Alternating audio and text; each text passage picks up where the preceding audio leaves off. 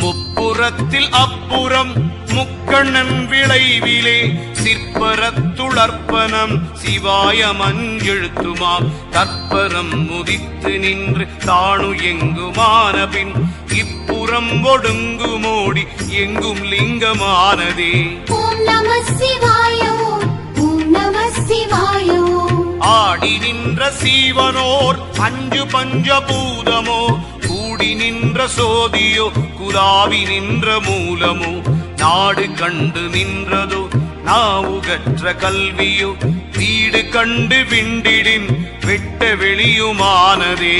ஓம் நம சிவாய ஓம் நம சிவாய.